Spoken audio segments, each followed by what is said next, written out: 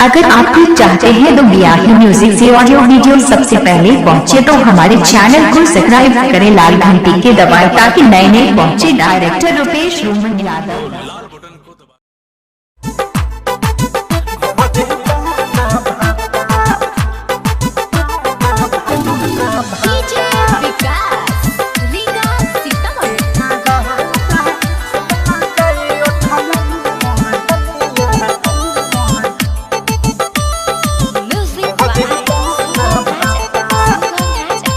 मोडो जे दादा बावे नी दादा बदले ना अपन विचार हो रहेला बहारा करे ना पहाड़ा नाही सधावे सिंगार हो सधावे सिंगार हो मोडो जे दादा बावे नी दादा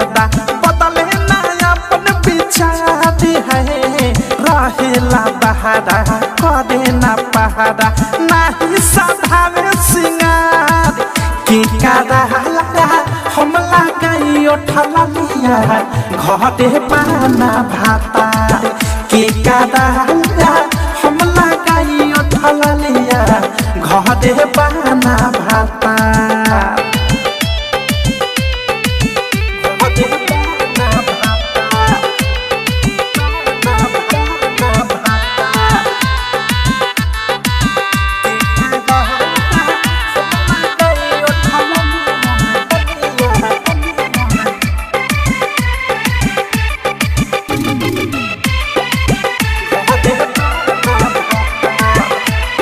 दोनों जो बनावा में लागल बाया की पियावा के जगे तकियावा से भायाबी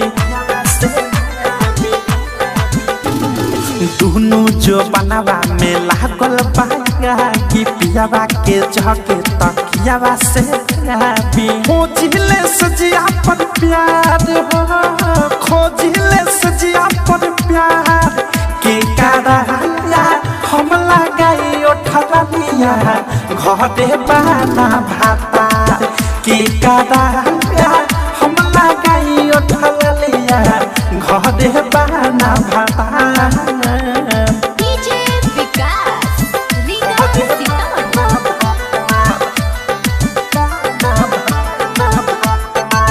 नित्या रिकॉर्डिंग स्टूडियो ननौरा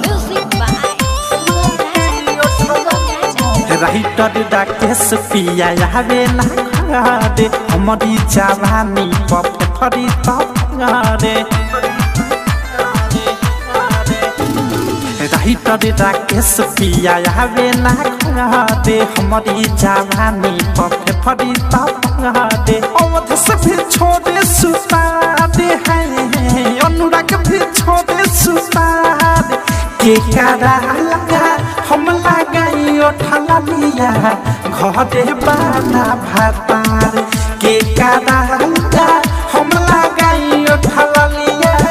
घटे पाना भातार हमरो जे दादा बावे नी दादा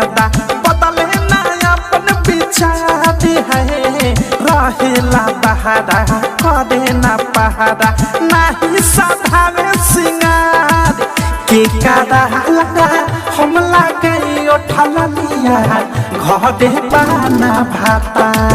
के कादा हमला गई उठला लिया घटे पाना भाता।